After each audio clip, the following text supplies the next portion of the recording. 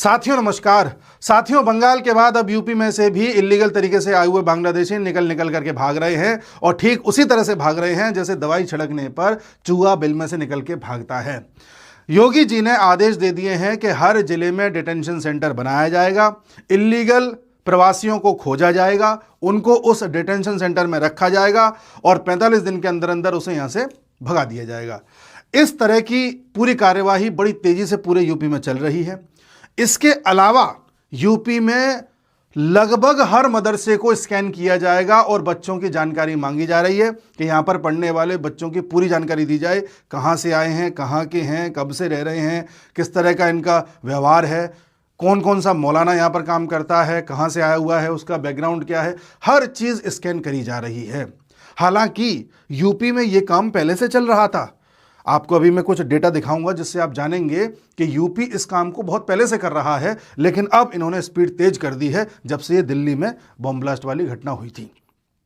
बंगाल किस तरह से इस समय इन लोगों से बच रहा है, यानी कि जिस तरह से इन्होंने बंगाल को घेर लिया था, अब बंगाल धीरे धीरे धीरे धीरे इनसे मुक्ति पा रहा है और ममता बनर्जी बिल्कुल चुप पड़ गई हैं। पिछले 2 दिन से तो कुछ बोल ही नहीं पा रही हैं। आइए देखते हैं पूरी खबर क्या है। देखिए, योगी जी ने बोल दिया है कि जितने भी लोग घुसपैठिए हैं इन सभी को ढूंढा जाए। सारे ऑफिशियल से कह दिया है कि इन्हें ढूंढ ढूंढ करके निकालो, डिटेंशन सेंटर में डालो। और एक खबर यह भी आ रही है कि ये जो घुसपैठिए हैं जो यहां पर किसी गलत इरादे से आए हुए थे, उनको ऊपर से निर्देश मिले हैं उनकी नेटवर्क से कि अभी वो थोड़ा अंडरग्राउंड हो जाएं और नेपाल की तरफ जाएं। तो ऐसी कुछ खबरें भी आई हैं कि कुछ इन्फिल्ट्रेटर्स नेपाल की तरफ भी गए हैं और वहां पर जाकर के पता नहीं क्या कर रहे हैं। तो हो सकता है कि ये कुछ समय के लिए नेपाल में रहे, फिर इस तरह की हिमाकत करने का प्रयास करें। तो उसका भी इलाज योगी जी ने किया हुआ है, बताते हैं क्या है। इसके अलावा यूपी में मदरसों के लिए नया नियम है और एटीएस को देनी होगी सभी छात्रों और मौलानाओं की हर जानकारी। योगी जी ने ये जो काम दिया है कि हर मदरसे को स्कैन करना है, ये काम अल्पसंख्यक मंत्रालय या किसी और सरकारी बॉडी को नहीं दिया, एटीएस को दिया है, एंटी टेरर स्क्वाड को, जिससे कि कोई कमी ना रहे, कोई द्वंद्व ना रहे, हर चीज स्पष्ट होकर के आए और उस तरह से कार्रवाई हो जैसे किसी टेररिस्ट के लिए की जाती है। कहने का मतलब ये नहीं है कि मदरसों में सिर्फ टेररिज्म ही होता है, लेकिन हाँ, मदरसों का प्रयोग किया जा रहा है कुछ रेडिकल लोगों द्वारा, जिससे कि उन बच्चों को भड़काया जा सके जो अभी नए नए पढ़ना सीखे हैं, उन बच्चों को रेडिकल बनाया जा सके और कल को उनसे फिर गलत काम कराए जा सकें। ये पूरा एक नेटवर्क चलता है जिसमें कुछ गलत इरादे से विदेशों में बैठे हुए लोग पाकिस्तान के ज़रिए, कभी बांग्लादेश के ज़रिए, कभी कहीं और से हमारे यहाँ के लोगों को भड़काते हैं और फिर धीरे धीरे धीरे धीरे उनके ज़रिए यहाँ पर दंगा फसाद ये सब करवाते हैं। दुनिया में और भी जगह पर मुसलमान रहते हैं। आप सऊदी में देखिए, आप यूएई में देखिए, तमाम और देशों में देखिए, सेंट्रल एशिया में देखिए, इंडोनेशिया में देखिए। दुनिया का सबसे बड़ा मुस्लिम देश तो इंडोनेशिया है, लेकिन वहाँ भी तरीके से रह रहे हैं, बहुत अच्छे से रह रहे हैं। आप हिंदू होकर के अगर आप यूएई जाते हैं और वहाँ दिवाली मनाते हैं तो बड़े अच्छे से मनाने दी जाती है। जैसे हमारे देश में ये कोशिश रहती है कि भाई हर त्यौहार में कोई ना कोई बवाल किया जाए, वहाँ पर आपको ज़्यादा सेकुलर महसूस होता है। विद द टाइम आप देखोगे और ज़्यादा उनमें एक्सेप्टेंस आएगी। सऊदी में भी ऐसा है। तो ऐसा नहीं है कि जो है सबको ही ऐसे होते हैं, लेकिन हाँ, यहाँ पर जो प्रयास चल रहा है और पिछले 11-12 साल से जो प्रयास चल रहा है वो यही है कि कैसे भी करके देश को इतना ज़्यादा अस्थिर कर दो कि यूपी सरकार और केंद्र सरकार हिल जाए। वो इनका बस ये है। और यहाँ का आप आज़ादी के आसपास से देखिए, जो पाकिस्तान को बनाया गया तोड़ करके, वो किस माइंडसेट के साथ बनाया गया था? इसी माइंडसेट के साथ बनाया गया था। अभी भी चैन नहीं पड़ रहा। भारत के 3 टुकड़े किए गए थे। पाकिस्तान इधर, जिसे वेस्ट पाकिस्तान कहते थे, इधर ईस्ट पाकिस्तान कहते थे, भारत इधर। किस वजह से किए थे? धार्मिकता के आधार पर। और आज भी किस बात की लड़ाई है? इसी धार्मिकता की है। तो यानी कि आपने पहले जो टुकड़ा किया था वो तो किसी मतलब का रहा ही नहीं। तो इनकी जो भारत में पॉलिसी रही है पिछले लगभग 100-150 साल से, वो यही रही है कि कैसे भी करके नफरत को जगाए रखो जिससे कि इनकी सत्ता काबिज रहे। बहरहाल, मैं उस फिलॉसफी में अभी नहीं जाना चाह रहा। मैं ये बता रहा हूं कि यूपी में हर मदरसे को स्कैन किया जा रहा है। ये काम ऐसा नहीं है कि अभी स्टार्ट किया है, ये पिछले कई महीनों से हो रहा है। योगी जी को पता है कि इनका मोडस ऑपरेंडी क्या है, इसलिए योगी जी ने पिछले कई महीनों से, आपने गौर किया होगा, मैंने वीडियो बना करके बताया भी था कि जितने भी क्षेत्र नेपाल से सटे हुए हैं वहां पर पहले ही स्कैनिंग कर ली थी और जितने भी इलीगल रिलीजियस स्ट्रक्चर्स थे उनको हटा दिया गया है। लगभग 350 इलीगल रिलीजियस स्ट्रक्चर्स को हटाया गया है। ये मई की खबर है, जिसमें मैंने बताया था 104 मदरसा, 1 मस्जिद, 5 मजार और 2 ईदगाह ऐसे थे जो इलीगली बनाए गए थे, और इलीगली बनाकर इनका प्रयोग किया जा रहा था ऐसी बातों को फैलाने में जो नफरती हों। इनका प्रयोग किया जा रहा था कि नेपाल की तरफ से आने वाली चीज़ों को यहाँ रुकाया जाए और फिर यहाँ से उन्हें सिखा पढ़ा के आगे यूपी में भेजा जाए। हो सकता है हथियारों की भी तस्करी होती हो। मैंने कल वर्ल्ड अफेयर्स इनसाइट्स पर वीडियो बनाया था, उसमें भी इसके बारे में बताया था और बताया था किस तरह से हथियारों को एक रैकेट पकड़ा गया है और ये हथियार किस तरह से पाकिस्तान से भारत में आते थे ड्रोन के माध्यम से। तो ये जो काम होते हैं ये सब बॉर्डर पर होते हैं, और जहां बॉर्डर से अंदर आना आसान है, जैसे नेपाल बॉर्डर है, खुला हुआ बॉर्डर है, बड़ी आसानी से आया जा सकता है। बांग्लादेश का बॉर्डर है, उधर का उपयोग किया जाता है बंगाल के रास्ते, क्योंकि भाई सरकार उनकी फ्रेंडली है तो आसानी से अंदर आया जा सकता है। तो इन जगहों से बहुत प्रयास किया जाता है, इसलिए यहां पर ज्यादा सख्ती बरतने की आवश्यकता है। यूपी सरकार पहले से इस काम को कर रही है। इसके अलावा आप देखें, ये मैंने बताया कि 1 वर्ष पहले की खबर है जहां पर एटीएस ने भी ये मकतब जितने हैं इन पर स्कैनिंग करी थी और लंबे समय से ये चल रहा है। 473 मकतबों में कहाँ से हो रही है फंडिंग का भी पूरा रिकॉर्ड मांगा जा रहा है। जी हाँ, फंडिंग का भी, कहाँ से पैसा आ रहा है, कैसे चल रहा है तुम्हारा मदरसा, क्या पढ़ा रहे हो, क्या सिलेबस है, सारी चीज़ें। ठीक है जी। इसके अलावा एक चीज से इस समय टीएमसी बहुत ज्यादा परेशान आ चुकी है, यानी ममता बनर्जी, वो ये कि बड़ी संख्या में बंगाल से लोग निकल के बांग्लादेश के बॉर्डर पर या बांग्लादेश में जा रहे हैं। एक वीडियो में मैंने आपको ये बताया था इसी चैनल पे। तो आप ये जानिए कि एक आंकड़ा आया है कहीं से, वेबसाइटों पे चल रहा है कि लगभग टोटल 40 लाख लोग ऐसे हैं जो निकल के बॉर्डर पर जाने की जिनकी संभावना है। अभी कुछ हजार लोग पहुंचे हैं, लेकिन संभावना जिस हिसाब से ट्रेनों में भीड़ है, जिस हिसाब से सड़कों पर भीड़ है, बस स्टैंड पर भीड़ है, रेलवे स्टेशन पर भीड़ है, करीब 40 लाख लोगों के जाने की संभावना है जो अपनी तरफ से जा रहे हैं। बाद में एसआईआर के बाद निकलेंगे तो अलग है, वो तो मुझे लग रहा है 1 करोड़ पार कर जाएगा बंगाल में। आप कहेंगे इतना बड़ा आंकड़ा कैसे बोल रहे हो? इसका एक सबूत देता हूं मैं आपको। देखिए, कलकत्ता में एक गुलशन कॉलोनी है, एसआईआर के स्कैनिंग में ये आई। गुलशन कॉलोनी में बताया जाता है कि यहां 2 लाख लोग रहते हैं और रहते भी हैं। जब उन सभी का स्कैन किया गया तो यह पाया गया कि वहां पर वैलिड वोटर आईडी तो केवल 2000 लोगों का है, केवल 2000 लोगों का। बाकी सबके पास वोटर आईडी तो है लेकिन इनवैलिड है। वहां के लोगों से पूछा गया कि भाई क्या सीन है यहाँ का, तो उनका कहना यह था कि गुलशन कॉलोनी में जो 90% लोग रह रहे हैं वो सब अवैध बांग्लादेशी हैं। बाकी अंदाजा आप लगा लीजिए। मैंने पूरे बंगाल की बात नहीं करी, पूरे कलकत्ता की बात नहीं करी, कलकत्ता में भी गुलशन कॉलोनी की बात करिए जहां 2 लाख लोग रह रहे हैं। तो आप अंदाजा लगाइए। इसलिए ममता बनर्जी का हलक सूख गया है, समझ में नहीं आ रहा करें तो करें क्या। एक चीज और मैं आपको बताऊं, आप लोग चीज पे गौर करना कि आप कहेंगे कि ममता बनर्जी इन लोगों के लिए कुछ कर क्यों नहीं रही हैं। तो जितने भी लोग ब्रेन वॉश हो जाते हैं ऐसे नेताओं के जरिए, वो ये जानिए कि इन नेताओं का सिर्फ और सिर्फ इतना मकसद है कि आपके जरिए, आप अगर अवैध तरीके से आए हैं या आप जिस भी कम्युनिटी के हैं, आपके जरिए कैसे भी एक वोट डलवा लें अपने पक्ष में।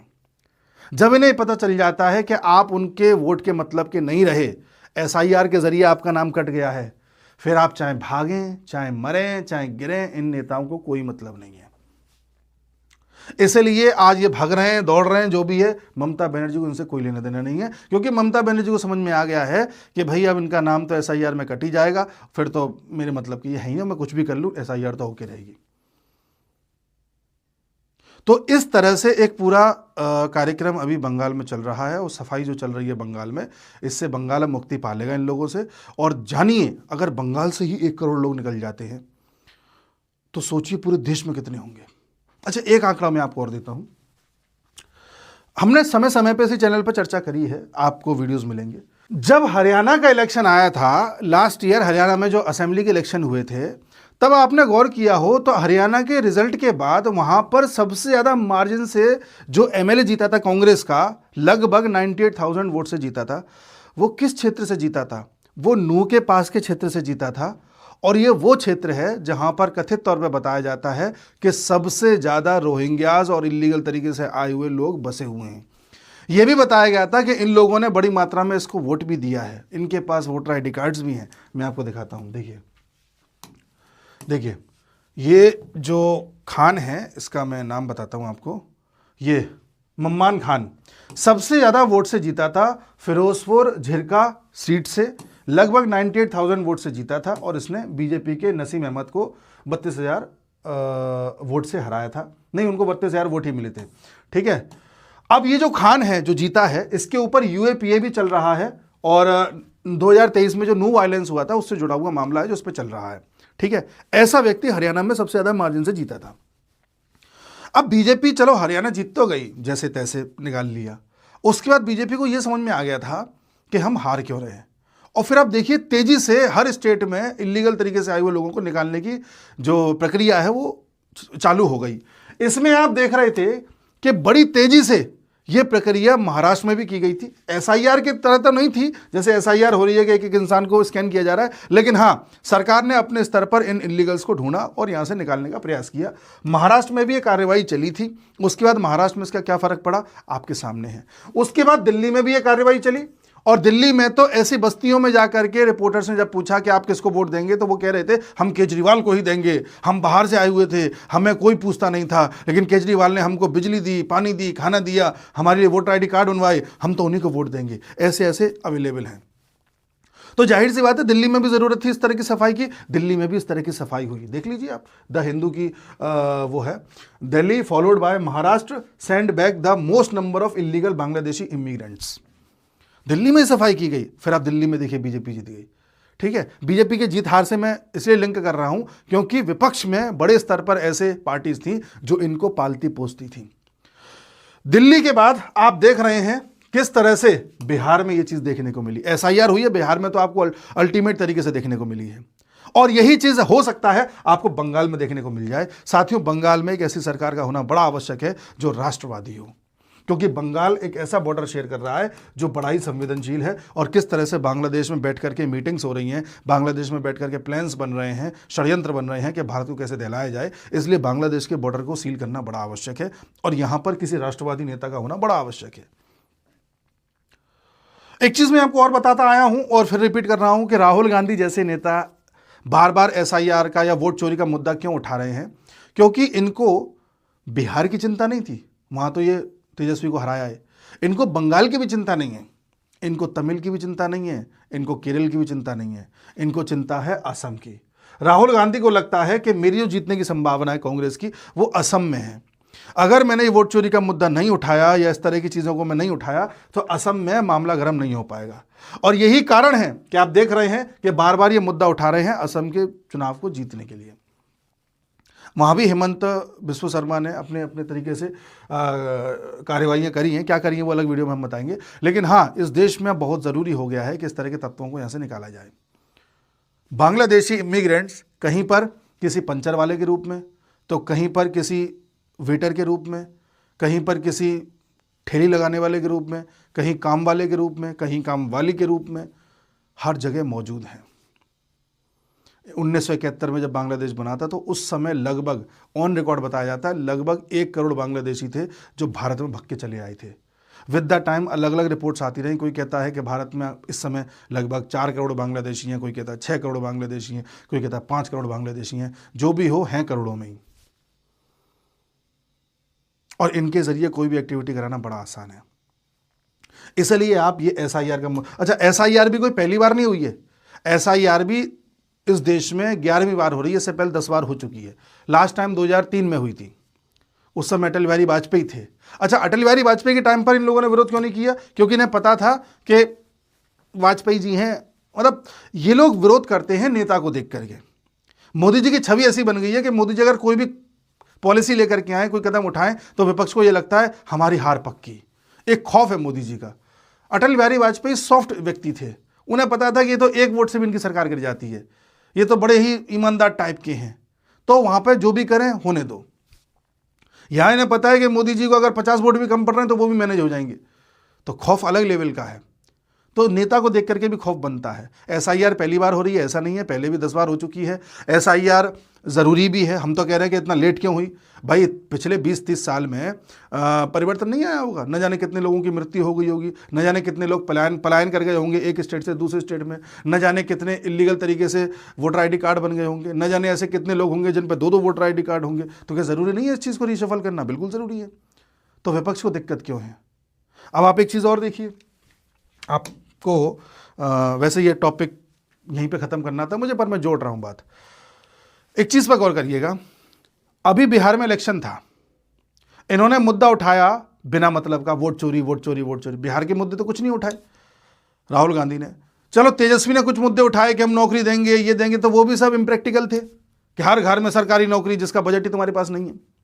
उसके बाद आप तेजस्वी के सभाओं में देख रहे हो गाने बज रहे हैं, भड़काऊ गाने कि बस एक बार सरकार आ जाने दो आरजेडी की, फिर तुम्हारे दुपट्टे से अपना कट्टा पहुंचेंगे। इस तरह के गाने बज रहे हैं, लड़के धमकी दे रहे हैं माइक पर, हर जगह कई सारे ऐसे गाने, कई सारे ऐसी रिदमिक लाइंस गाई जा रही थी, बजाई जा रही थी चुनाव के दौरान, जो ये बताने का प्रयास कर रही थी कि एक बार आरजेडी को आ जाने दो, फिर तुम्हें देख लेंगे। अब तेजस्वी यादव कह रहे हैं कि जिसने गाने बनाए हैं सबको नोटिस भेजो। आप क्या नोटिस भेज रहे हो? तुम्हारी सभा से गाने बजे हैं, तुम उस पूरे कैंपेन में गानों को बजाते आए हो, अब नोटिस भेजने से क्या है? सबसे पहले तो अपने आप को नोटिस भेजो ना। दूसरी बात सुनिए आप, अभी भी यूपी में कई ऐसे नेता हैं जो धमका रहे हैं अधिकारियों को कि एक बार सरकार आ जाने तो फिर बताएंगे। ठीक है साहब, उसी प्रकार से आप लगातार देखिए इस तरह की बातें कर रहे हैं, लगातार एसआईआर के विरोध में, जिससे कि इलीगल माइग्रेंट्स को बचाया जा सके, लगातार एसआईआर का इस तरह से विरोध जैसे यानी कितनी बड़ी असंवैधानिक प्रक्रिया हो रही है। जब आप इस तरह की अप्रोच रखेंगे, इस तरह के गाने बजाएंगे, अधिकारियों को धमकी देंगे, बिहार इलेक्शन में भी अधिकारियों को धमकी दी गई थी, तब आप कैसे ये सोच सकते हैं कि जनता आपको वोट देगी? जनता क्या मूर्ख है क्या? ये लोग जनता को मूर्ख समझते हैं, यही इनकी सबसे बड़ी मूर्खता है। ये चांदी की चम्मच लेके जो नेता पैदा हुए हैं, जिन्हें पता ही नहीं है ग्राउंड रियलिटी क्या है, इनको लगता है जनता मूर्ख है, जो चूरन पकड़ाएंगे जनता ले लेगी। भैया सोशल मीडिया का ज़माना है, हर कोई मोबाइल चला रहा है, चाहे शहर का हो चाहे गांव का हो। कोई 1 लाख का मोबाइल चला रहा है तो कोई 5,000 का मोबाइल चला रहा है। मोबाइल सब चला रहे हैं, सबको दिख रहा है कि आप कब क्या बोल रहे हो। सबको पता है कि 15 दिन पहले आप ये बोल रहे थे, आज आप ये बोल रहे हो। तो भैया आपका कंडक्ट खराब है, आपके खुद के नेताओं के आचरण खराब है, आपके खुद के नेता बदतमीजी करते हैं, तब आप हारोगे नहीं तो क्या होगा? फिर कहते हो कि वोट चोरी हो गई। तो ये एक ऑब्वियस सी बात है जो मैं आपको बताना चाह रहा था। बाकी अब देखते हैं क्या होता है। बॉर्डर स्टेट्स पे आप देखिए बड़ी तेज़ी से इस तरह के चूहे निकल के भागेंगे, और जब इनका जहाज़ डूबता है तो चूहे ही सबसे पहले निकल के भागते हैं। बहुत बड़ा परिवर्तन आपको देश में देखने को मिलेगा अगले 6 महीने में। मिलते हैं अगले वीडियो में, तब तक नमस्कार।